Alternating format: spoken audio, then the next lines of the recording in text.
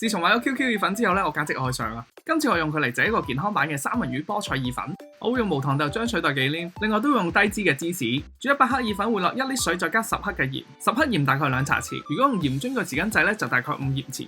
水滾落意粉煮10分鐘就係 al dente 煙韌口感。同時將啲三文魚切粒醃10分鐘左右，將菠菜切段，洋葱切絲，蒜頭切片。夠鐘就將啲意粉撈起，記得意粉水冇倒。